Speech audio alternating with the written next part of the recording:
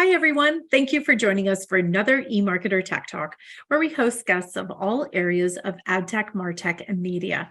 I'm Nancy Tefera-Santos, Senior Vice President, eMarketer Insider Intelligence. This is my favorite part of the week.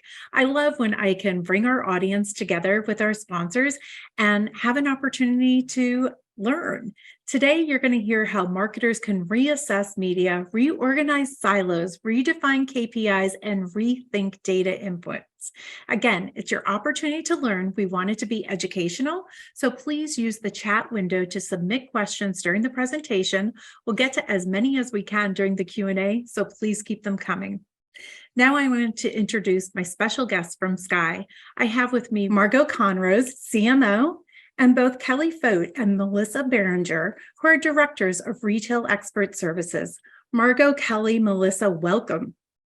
Thanks, Nancy. Thank you so much. Thank you so much. As I said, this is a great presentation. I'm excited to get started. So Margot, I'm going to send it over to you.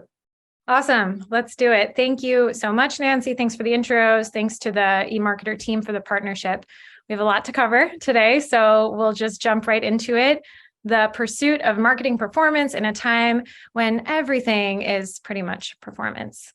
So today we're gonna just spend a few minutes first just covering off the challenges that we're talking about at hand and some of the macro changes in the world and the world of commerce that have gotten us to this point. We're also gonna, get practical, talk about some of the things that you can be doing now, maybe some of the things you can be doing differently in this new era for our industry. And we're not going to just leave it theoretical. Finally, I will bring in our panel, Kelly and Melissa, to talk through some real life, use cases, success stories, some practical inspiration for how some of the major brands that we work with at Skai are already starting to evolve their own approaches. So as Nancy said, I'm Margot, CMO at Skai, or maybe you guys know us as Kenshu, as we were formerly known. As your host for this topic, super, super exciting for me because I've been working in this universe of performance marketing since its infancy in the early 2000s. And joining me today are, two of my very esteemed colleagues, Kelly and Melissa, both from our expert services team. These are the folks who really, don't just talk pretty, they make things happen. So they're going to have some great insights. If you're not familiar with Skai or with Kenshu, we like to say we're an omni-channel platform for marketing on very high performance media. So particularly what we call closed web channels. So this is like AKA the walled gardens of the ad tech world. And our goal as a company is to help marketers acquire, maintain, and grow customer relationships by breaking through the walls of those walled gardens and, managing programs that connect the dots between them. And since we were founded in 2006, we're not new to this game. We've always been laser focused on performance channels. So even when they commanded a lot less budget and a lot less conversation and attention than they do now, we were living and breathing it. And yet the last few years, I don't think any of us can deny, have just been wildly different, and radically accelerated in terms of digitization of literally everything in business.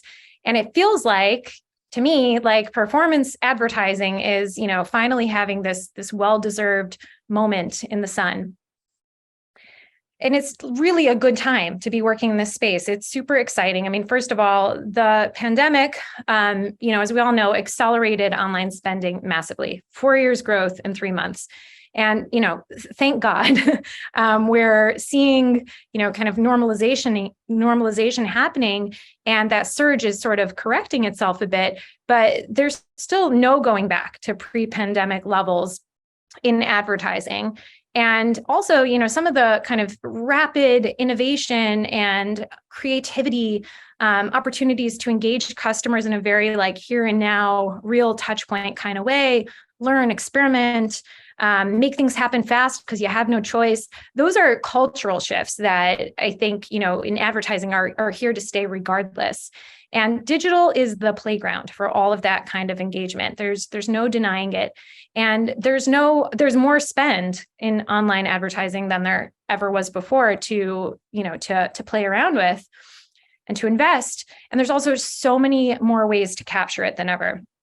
First of all, new ad publishers, companies like TikTok, where, slow burn, consumer demand was always there, but as an advertising platform, it was kind of like, it's coming, it's coming, it's coming. And all of a sudden we're in this, oh my God, like we're already behind if we're not on TikTok moment, challenging, Meta for social budgets, and new retail media networks popping up every month or so over the last few years.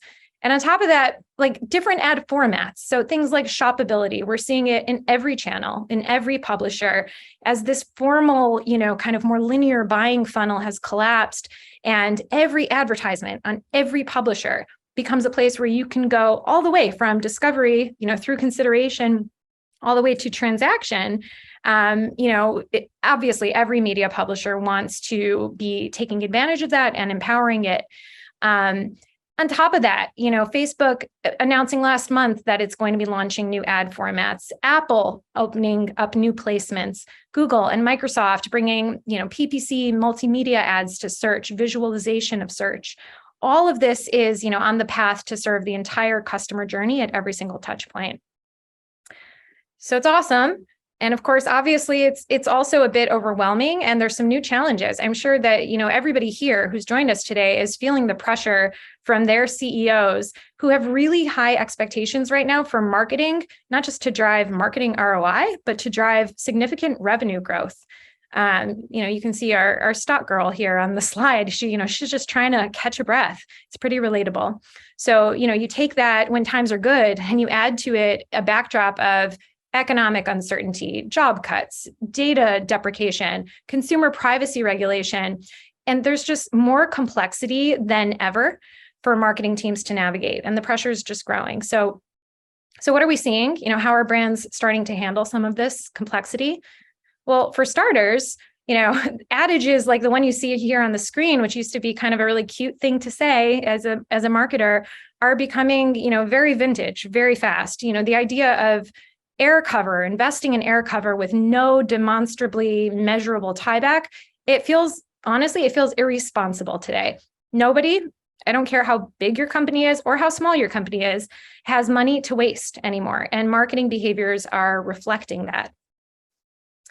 And that's probably the reason that the advertising industry has become recently so obsessed with performance. So I know, we've all seen the numbers about online advertising budgets officially exceeding offline and other traditional channels. And within that world of online and performance, the OGs, the search engines, the retail media networks, the social networks, they continue to get the lion's share of budget from brands because they're tried and true. They work. They're effective, they're measurable, they help marketing leaders prove their value to the company's bottom line. So in times when marketers are being held more accountable to the impact of their investments, they need methods that are in and of themselves accountable to quantifiable impact. And I don't see, that changing for marketers, even, regardless of what happens with the economy. Once you get used to accountability as a business, it's, pretty hard to get off that drug. But with everything, when you're onto a good thing, everybody else wants a piece of the pie. So today, it's like funny to me how everything out there is suddenly becoming called a performance marketing channel.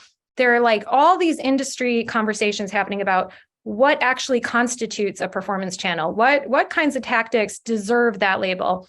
And to me, the whole thing is like kind of mind-blowing because that was never unclear before. So you got to zoom out, and the whole thing kind of honestly begs the question of why, like what is going on here? And I think there's a couple ways we can look at it. One, maybe, a little bit cynical view could be that traditionally upper funnel tactics just have no choice. The data hooks that used to fuel them and at least used to superficially validate their existence and their value are being cut off.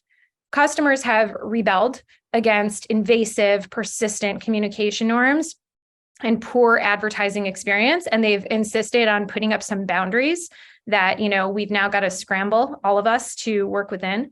And so, the kinds of companies that maybe, fit into that old adage about wasted marketing budget, I just don't know which part, they've got to pivot. And they're basically rebranding themselves as a performance channel out of necessity so that they can continue to secure ad dollars and ultimately survive. Maybe there's also a more generous way that we can look at it, which could be that performance marketing as we knew it once, it's now totally changed. The definition has changed because the world has changed, consumers have changed, and what they want from advertising, the way they want to interact with brands has changed. So we all know, all of us on this call, all of us are trying to do the same thing. Any brand just wants to get close and stay close to its customers. But whereas like once upon a time, marketing used to be able to architect the entire customer journey, to plan that relationship, to be the conductor of the orchestra, today it's the consumer that has the power, that sets the pace, that sets the tone and the rules of engagement. And consumers are everywhere. They're at all of those touch points that we all mess with. They decide what each of those means to them, what they want to be able to do in that interaction, how they think about each type of media. And they have the ability to go from awareness to transaction in an instant. And I think, a lot of us know what that feels like, right? Like one minute I'm sitting here watching a makeup tutorial on Instagram or TikTok because I'm bored. And the next minute I've bought 5 products from a brand, a D2C brand I literally had never heard of the hour before. So it's our job as marketers, not just to take note of these changes of how we as consumers are behaving differently and to acknowledge them, but to empower consumers, to empower them to make every single touch point useful to them. And to do this, I think we got to stop thinking about performance marketing in the context of channels and tactics that we can use to really game customers, to squeeze max ROI out of them. We have to reframe our thinking to focus on how do we deliver better marketing that really performs. And I don't mean performs for you, the marketer, and performs for you, the business, performs for the consumer. It does them a service if it's doing the right thing. It helps them discover or research or accomplish their goals. And it's advertising that's really well matched to their interests and intentions. That doesn't mean it has their name in kind of in a auto field and therefore it's personalized. It means that it's useful. And we need to ask ourselves, which types of ads really do that? And I think the answer to that requires a shift in mindset, new imperatives for success in performance marketing. So I'm going to close out my section today by looking at each of these imperatives that Nancy brought up in turn, starting with the need to reassess your media channels. And I'm starting kind of at the end for a reason. When you're trying to make an identity shift to your marketing program, as big as the one that we're really talking about, sometimes it's easiest just to start with what's most tactical, what's most in flight, and that's your media activation. So I'm going to come out and say something that not everybody loves to hear, which is that not all media is created equal. And the media, as we just said, that really performs today does so on consumers' terms. It performs for the customer. And another maybe controversial statement, walled garden publishers are the ones that are doing that the best. And they're quickly, for that reason, becoming the core of many programs, where if once upon a time, they used to be, kind of just a fringe, just a final touch point. There's a lot of discussion right now about open web DSPs who are obviously feeling the impact of cookies crumbling and are in defense of their share of marketer budgets. And there's this stat that's been floating around. I've seen it in a few places that I want to address. And it's that customers only spend 24% of their time online in walled garden channels and in those kind of closed web environments that we talked about. Some of the logos that you see on the screen, but there's plenty more.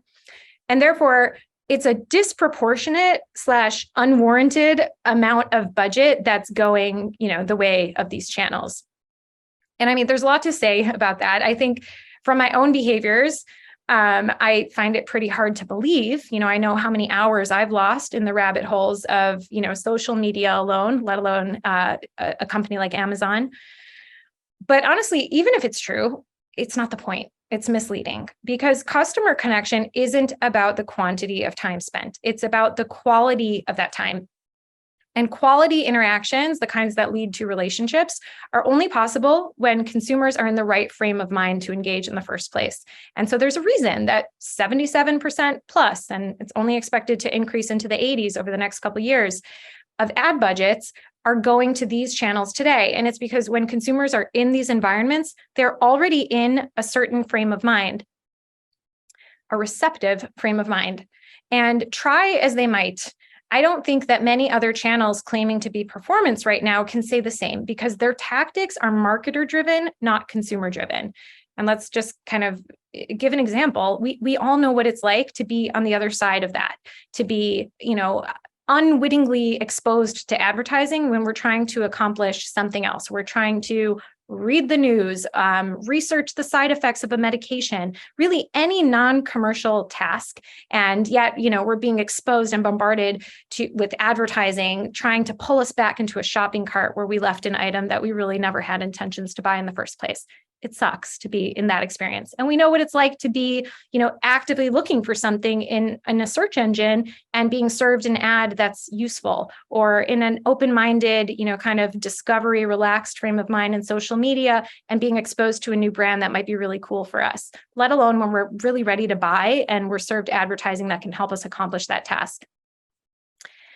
And if that isn't enough of a reason to divert more budgets here, you can also know that the walled gardens are more future-proof.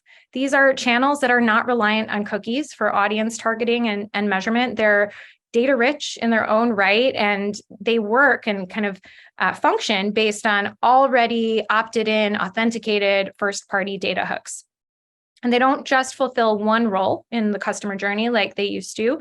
We just have to look at the world of retail media announcing CTV and display partnerships over the last few weeks to see that they're opening up opportunities to engage customers at every touch point throughout the shopping journey. And they're building this ability to take them from browsing to purchase in an instant.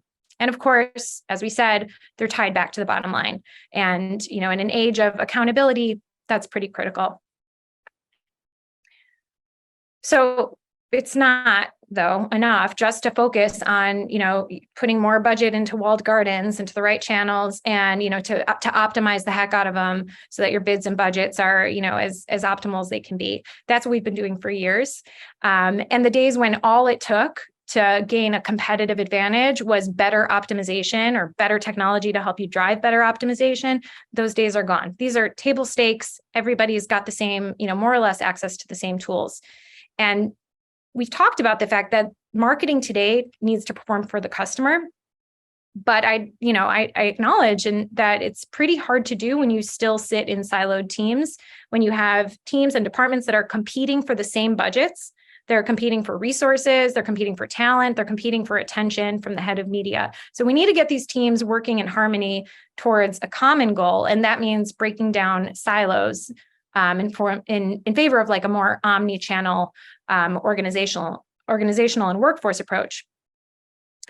So an image like this, you've probably seen a million variations of it. You just have to Google multi-channel to omni-channel marketing, and you're going to get, some kind of schematic like this.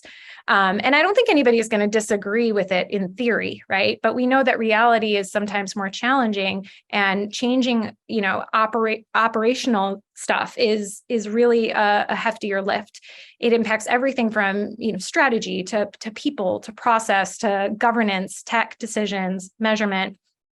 And on top of that, the walled garden media that we know performs so well is also notoriously pretty hard to connect, to get to play with each other. So it's been a lot easier to just sit different channels with different teams and let them each do their best.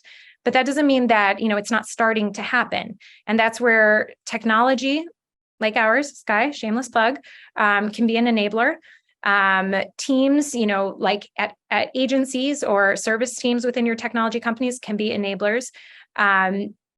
Because sometimes having a shared system of record is the first step to giving your team a common language, common goals, exposure to each other. And so we'll talk a little bit about some examples of that with Kelly and Melissa soon. Now, talk about redefining your KPIs. We said on the previous slide that, one of the challenges that a lot of you are probably facing in moving to a more omni-channel approach is measurement, is tying together the results of activity that's happening on so many separate walled ecosystems. And that's partly because of how we're thinking about measurement. We're still looking at, vanity metrics like impressions and conversion rates and click-through rates from individual channels, or maybe, even the more classic performance KPIs like ROAS and, cost ceilings and floors. That used to be pretty much all we could expect from digital channels. But as consumers have moved, to digital as a primary touch point, not just an additional touch point, and business activity has done the same, performance media can and should be held accountable to the same kinds of more meaningful business metrics that other departments within a business are expected to impact. So we got to rethink what success looks like. And that means evolving to a new measurement paradigm. And I'm not trying to be flippant and say that efficiency metrics like ROAS don't still serve a very important role in keeping the train on the track. Like, you've got to have limits. But those limits are also limiting because they're forcing us to view campaigns in silos and in channels, and customer activity in channels and in silos. And last click isn't really representative of those new customer journeys we just talked about. It doesn't account for incrementality. And it assumes that ad revenue is a result of ads, and it ignores other external factors that might be impacting demand, like a bad review on an e-com site or an influencer promoting your product. But most importantly, maybe it's just ignoring other key metrics of success, like growth rate or top line revenue. And we know, as we said, kind of in the beginning, like 80% of CEOs are expecting that connection from marketing teams. We are starting to see brands thinking about measurement more holistically, especially in areas like retail media, but also, in environments like search and social, where shopping ads are becoming a reality. These brands are aligning targets and metrics to top line sales and to business goals, profitability. For example, if your kind of corporate strategy right now is all about growth, then maybe repeat purchases, subscription rates, lifetime value, maybe those are better measures of success, even for your performance media. And as we're starting to see companies getting really granular in how they set those goals, it's being done in very granular ways, right down to the SKU level, retailer by retailer, publisher by publisher. And of course, we need and have to expect technology to help us optimize towards these new goals. It's got to be an enabler as well. Which leads us to our fourth and final imperative for success, rethinking your inputs. Started at the end, now I'm going back to the beginning. If you're anything like the brands that we talk to on a regular basis, right now you're thinking, okay, Margot, very nice, that makes sense, but I don't have the data accessibility or capabilities to measure success in this way. And that's because we have to be rethinking what those data hooks are, what those inputs are that are critical for successful marketing, especially if retail media is in your channel mix. The most basic requirement that we have right now for performance data is clicks, conversions, ROAS, the stuff that you're used to thinking about with regard to your marketing. And that still needs to be the foundational view on how you're doing within a specific channel or retailer. But we really can't stop there. We need to add in channel analytics, things like competitive share of voice, review data, all these kinds of layers that e-commerce teams are used to working with, but maybe e-commerce performance media teams are not used to working with, help to provide additional context about you versus others in your category, helps you understand how to succeed in the eye of the publisher or the retailer. And then the aspiration for many is to bring in consumer insights.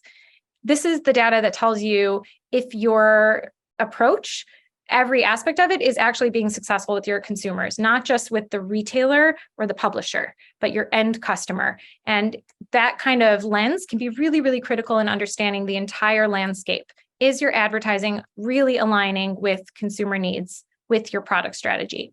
And once you understand this stuff and have connectivity across data sets, channels, teams, then you can really take action and drive much greater impact from your marketing.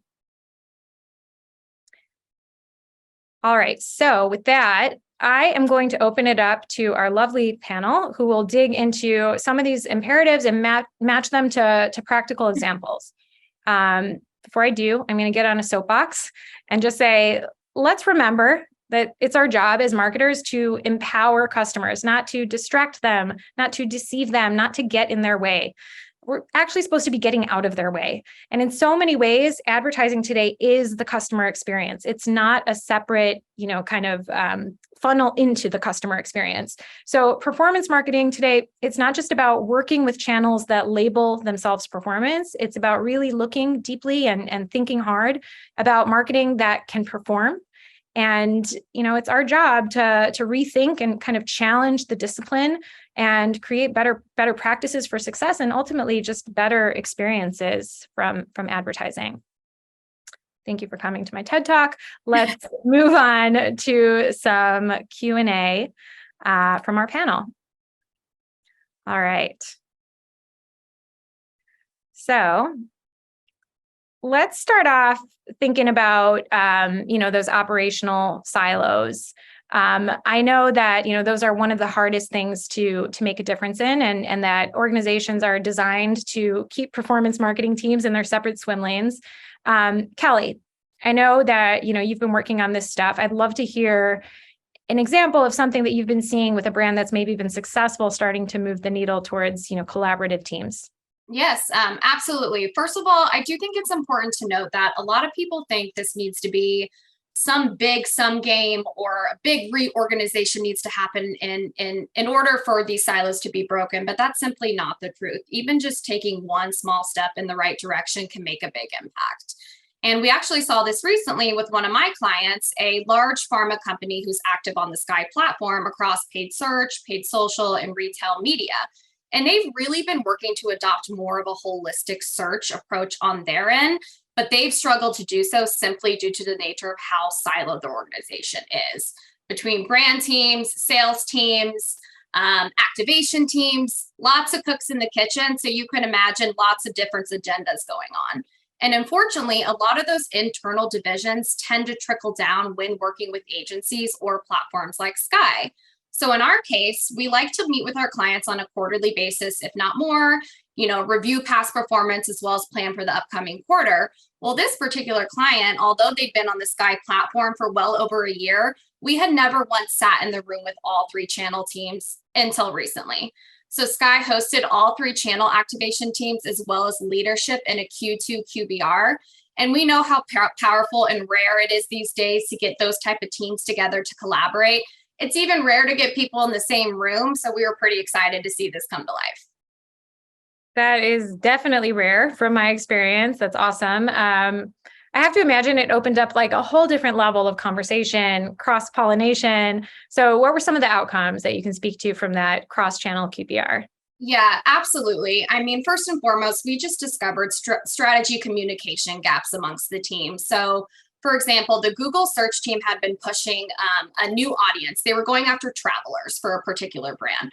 Well, that same message was not consistent on Amazon search, making it much harder for the message to actually stick. And we all know that the customer journey isn't linear anymore. So it's more important than ever to have that consistent and relevant messaging across all of your channels. It definitely was an eye-opener. I think we had a few folks that were surprised in the room, but having those key decision makers in the room, we were able to establish a regular cadence of when cross-channel brand strategy grids would be updated to be able to catch these things earlier on. So again, this is a baby step, but it was the right step to be able to break down some of the walls that have existed within this organization for years. And since then, we continue to really lean on each other, have cross-channel learnings. A big quick win in my world right now is that we're leveraging Google paid search keywords on our Amazon search campaigns. And I know that doesn't seem like a big deal, but when you're working with a highly regulated company, a pharma company, any type of quick win that you can get when you can go around legal is a win in my book. Oh, really? I hadn't heard that there was any red tape with big pharma. Thank you, Kelly. Super interesting stuff. I have to imagine also that it gets like really complicated for, say, CPGs or food and beverage, right? So companies that have totally separate teams dedicated to the different retailers or distribution channels that they sell on. So are you working with any that have kind of broken through there with, where it's even harder? There's so many distribution channels.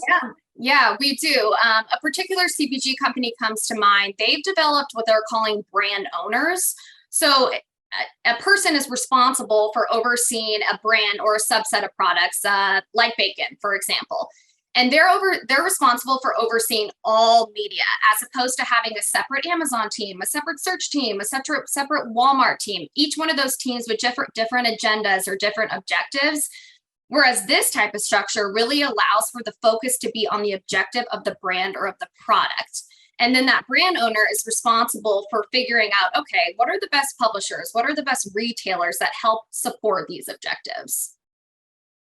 Got it. Super interesting. Thank you, Kelly. Melissa, you're up next. I want to pivot to you for a second. I want to talk about one of the other imperatives that we talked about, which was redefining your KPIs. So marketers know that they need to, kind of wean themselves off of just depending on vanity metrics. But how? What's something that you've seen be a little bit successful? Yeah, I think when we talk about vanity metrics too, we can apply this to how teams think about ROAS. We see a lot of brands really hold on to these as their prime signals for success. And kind of like, Kelly was saying, it's not a linear shopper journey we're trying to, curate to now. There's so many different elements of a shopper experience that impact those metrics at the end of the day. So if we're not considering how we can understand and pull levers to really be influential in those areas, we're going to be missing opportunities to be more intentional with how we're actually managing those elements to become more strategic overall. So I'll give an example. We currently partner with a large CPG brand who historically has focused on prioritizing the more traditional routes like brick and mortar business. But they find that the more that they lean into their online presence, it's becoming increasingly important to their overall growth of their company. So their marketing team really wants to continue pushing their internal teams to change the way that they're thinking and value the energy that needs to be put into online efforts as well. So one way that we're supporting this team with their larger initiative is to leverage tools on their behalf and surface data to help open up some more minds to different perspectives. And where it becomes really important to have influential data points to help these teams learn and understand is that there's different tactics that shouldn't be held to the same success metrics along the way. So we actually have a visual here I think we can bring up from our side that'll help kind of illustrate this a little bit more to how we curated this conversation with this team.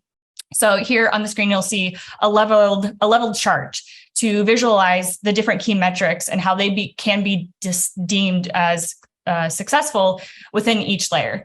So for instance, this company that we're working with, knows where the conversions are coming from, knows where the sales are being generated, but they're not quite clear on, understanding the impact of shopper interest in the ads and the products within them.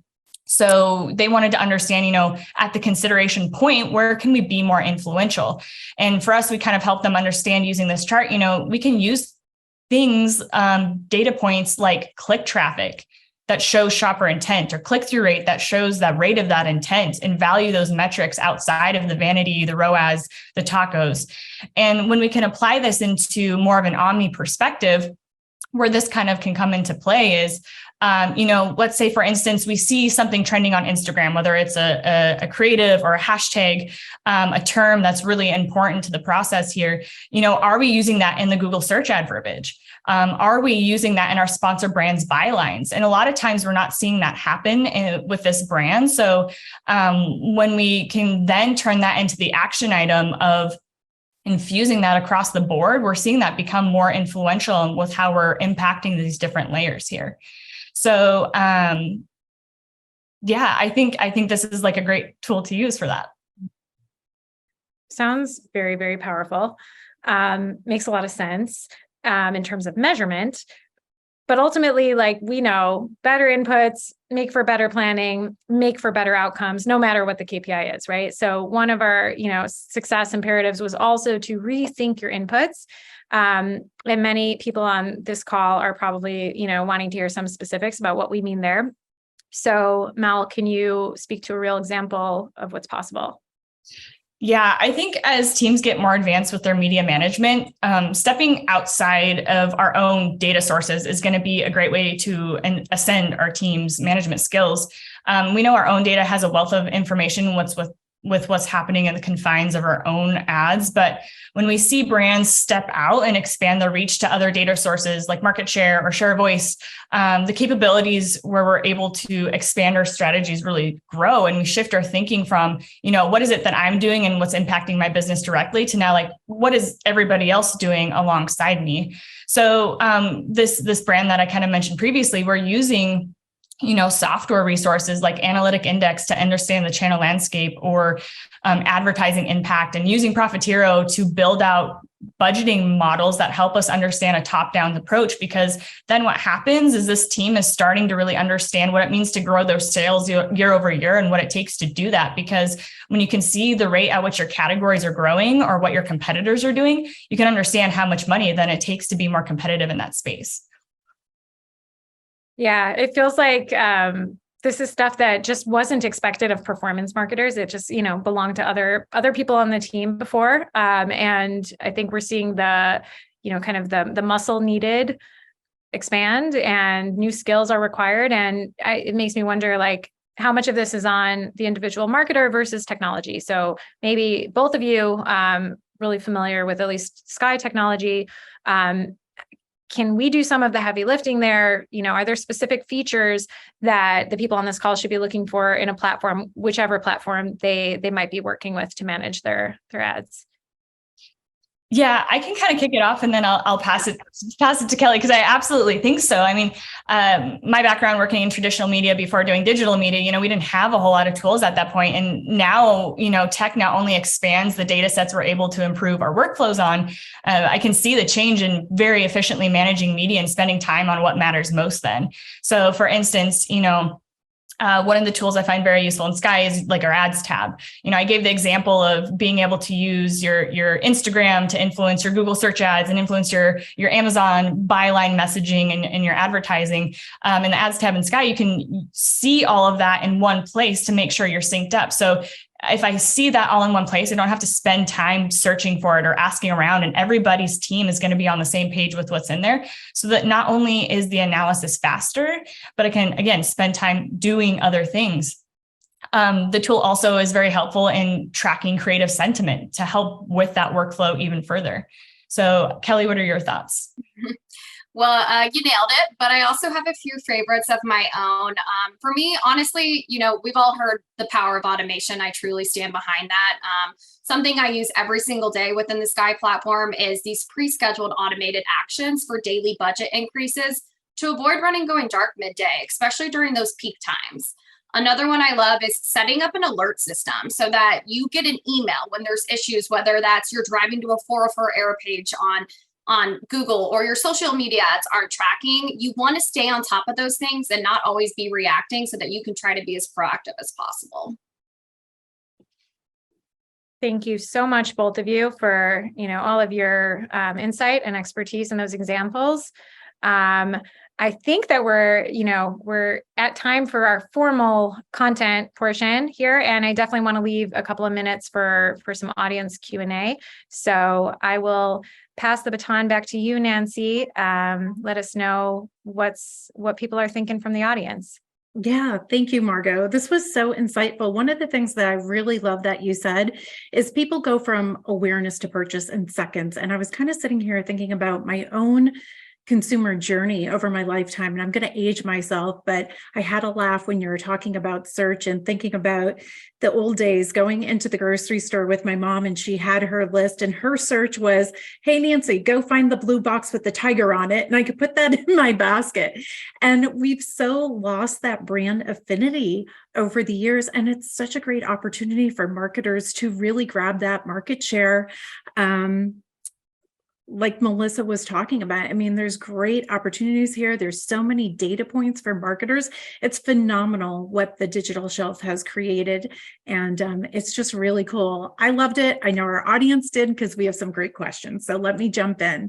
The first question that I have from our audience is, you discussed moving from silos to the omni-channel marketing. Why are brands willing to take on this challenge? I can grab this one, if that's okay with you guys, and feel free to add any thoughts. It's funny, the word omni-channel, like we're using it a lot. We use Skai as a company, use it a lot, and it gets a lot of like eye rolls and eyebrows, kind of like, okay, cool, because it's definitely a buzzword and it's overused. And it's also like nothing new. Like right now, omni-channel marketing is being really recognized as a practice, and technologies that enable it are being recognized as a bona fide category of software. But it also sounds a little woo-woo. It's like, this is nirvana, but the realities of getting there are really complex. And yet, I think brands are very, kind of willing to take the first steps now because of the way that they're seeing their relationships with customers change. The fact that digitization has, enabled competition to proliferate so that, online in a store, like you said, you're going to go for the box with the tiger, that brand, it's so familiar. But online, the playing field is incredibly even. So even, big box brands are suddenly challenged by these kind of challengers, these D2Cs, these no names go to big names very quickly. So that need to do more for the customer is really putting the fire in a lot of brands that we talk to make some moves. And the question is really, where are you on the spectrum? Because a lot of brands think this is a binary thing, like we work this way or we work that way. And in order to get that way, we have to abandon, our practices that are so established right now. And it's really not the case. We are seeing a maturity curve and a very wide spectrum from, let's just call it like siloed to omni-channel. Really it's about taking, like Kelly, you talked about baby steps, that simple conversation, a QBR with representatives from different channels, like being this baby step that's so easy to implement and, just kind of like opens up the next step and the next step. So I think thinking about, if I have to give some advice, if you're considering this, is just like, think about where you are. Talk to your partners who are your technology partners to kind of map your position in the maturity curve, and think about what's the easiest place to start. Because like this should not be this uphill battle. It should become very organic and kind of self-fulfilling. Is it with your media execution because you have technology that can draw those connections already, simplify the amount of companies in your tech stack? Is it about data strategy? Because maybe you don't have one, or maybe, you're just struggling to kind of piece those things together. Maybe it's about the people and the teams and the silos. We're seeing, particularly with, some of the bigger agencies, and well, it's also actually true with some of the smaller independents, but especially at the kind of the holding company level, we're seeing these cross-functional teams already in existence, and they're already helping their brand clients with the strategy and the planning, and they're looking for technology that can kind of help them take the next step. So find where you are, kind of take stock and map yourself on the spectrum, and then think about the easiest place to get started, crawl, walk, and run. Because I think we're going to go from a place of like buzzword to a place of expectation for that word omni-channel, and requirement to give it a lot more meaning. Fantastic. Thank you. That was fabulous answer. Thank you so much. So let's talk a little bit about influencers. We all fall into this. Last night I was coming home from Money 2020. I'm playing on my app while I'm flying, and I found myself joining a wine club because Brandy Carlisle said it's cool. I don't even drink wine. So the question is, do you think the hype around new performance channels like TikTok and retail media networks are justified? Yeah, I can jump in on this one. And I think, like you said, everybody can kind of relate to this to some extent. There's a lot of hype around, what TikTok is doing. And then, them opening fulfillment centers is going to be a big challenge for Amazon against Amazon. It's a huge undertaking for a media channel to open up their own fulfillment centers. I think the one thing that stands out to me with this is, it's a really great opportunity to meet your consumers where they're at. Everybody has a different experience when they're in this world of TikTok. I mean, they even say on their website, it's where entertainment meets commerce. It's a different experience for your shoppers when they're immersed into seeing people use the product, how they're speaking to it, who else important in their lives is using it, whether, it's a family member, or celebrity, or any of these things. So it's really exciting to see that kind of growth. I think there's some things we need to take into consideration there, though, right, before we hit the ground running with it. Maturity level makes a very big difference when it comes to how you're really able to take hold of a new opportunity like this and make the most out of it and see performance really shine. It's a completely different thing to consider. So whether it's viewing it as an opportunity to test, experiments, working with an account rep to see if it fits in your business is going to be a big, big game changer, because at the end of the day, you want to see it as an opportunity for your company, as an opportunity for expansion, and not like you're splitting hairs within your operational systems or your budgets. Okay, fantastic. And the next question is a really good follow-on. So thank you to whomever asked this.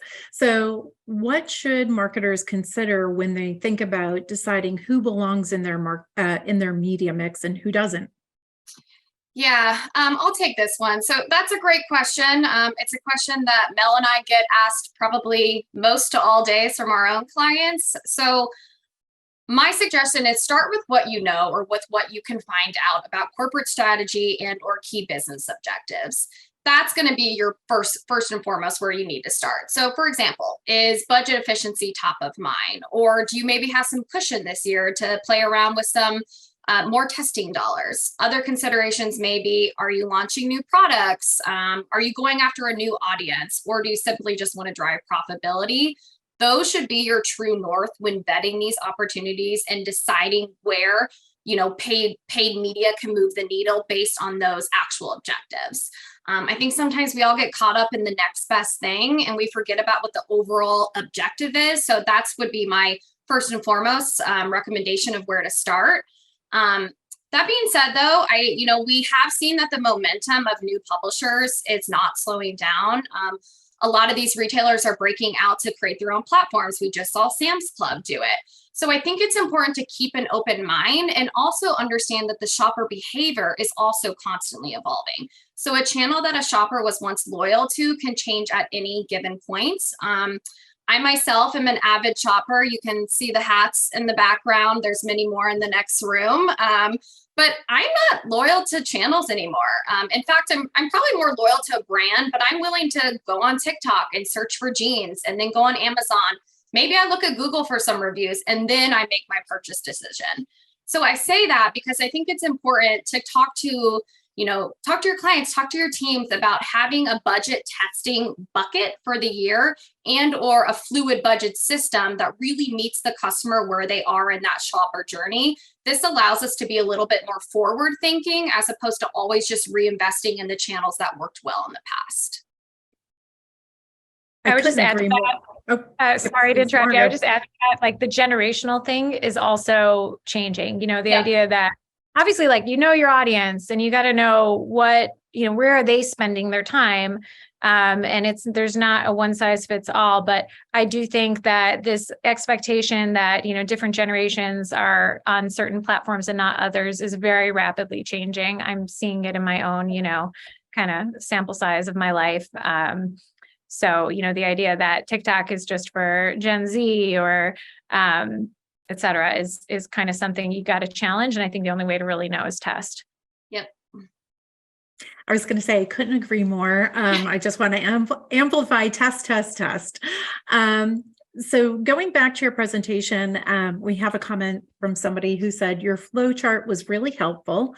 At the awareness stage, they saw impressions. Are there any other success metrics, such as attention metrics, that you would suggest for marketers to focus on? Yeah, that's a good question. I think at the end of the day, that chart shows impressions, but I'm hoping it kind of inspires teams to think about what else there could be within the possibilities of valuing other metrics. So page views, video views, what role does like new to brand metrics play in this as well for really showing that we're capturing attention or people are seeing the ads and liking what they're seeing. And it could be something like a click or a like that can signal that, yes, in fact, we're seeing success with what we're doing so far and we're getting people to actually like what we're seeing.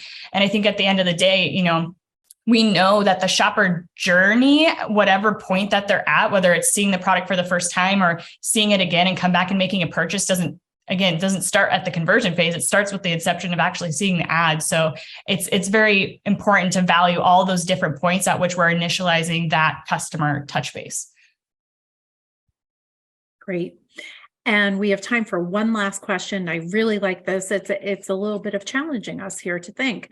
Do you think our obsession with generating short-term bumps in performance is going to have a long-term detrimental impact on brand awareness and good upper funnel marketing? Who wants to take that one? I like this one.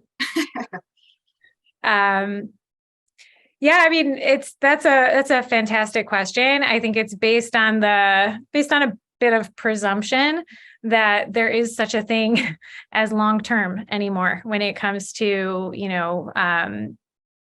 converting a customer. It's not to say that, there isn't going to be a customer relationship that's going to stand the test of time. But when it comes to, kind of landing a customer in the first place, I think we got to stop thinking of performance marketing as like a short-term bump. I mean, this is your first customer experience, full stop. And what happens in that experience is so telling if you're paying attention. And again, like if you're only tracking, how well the ad performed, and you're not like looking into insights from the creative that was shown, to the messaging that was shown, the levels of engagement and, kind of the across different audience cohorts, like you're missing so much crucial data that can inform your entire marketing org, not just your performance media activation. So I think really, kind of embracing the fullness of this pivot that we're in right now as an industry is pretty important. Brand awareness and, upper funnel marketing, all that stuff, it just needs to get on the treadmill. It's got to, kind of move at the speed of customer interactions and customer conversations and customer reaction. I mean, it's got to move at the speed of virality, and you got to think about advertising tactics that can help you do that.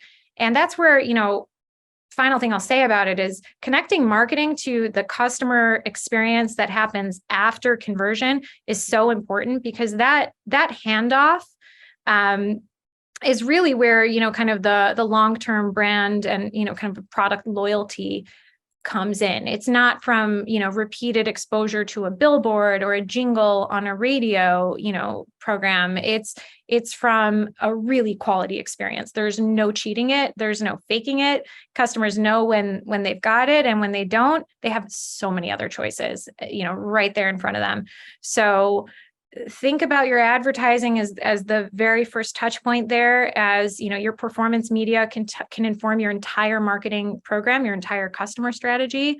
And I don't think we'll see a trade-off. I think we'll only see a lift. Thank you, Margot. Thank you, Melissa and Kelly as well.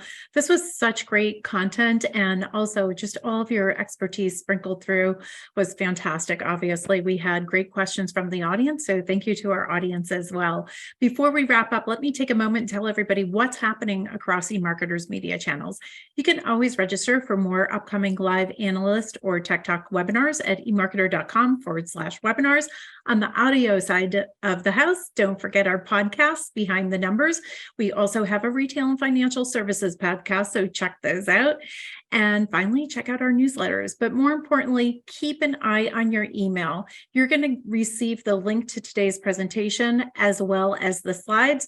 There's so much information in there. That flow chart was great, but there's so much more. I want you to pass it around your organization. This is, again, a really good opportunity to share this and make sure we're all on the same page as far as performance marketing goes. And as Margot said, as marketers, we need to empower our customers. Again, thank you all for your time. Thanks again, Margot, Kelly, Melissa, the entire team at Skai, and we'll see you all in our next Tech Talk. Bye-bye.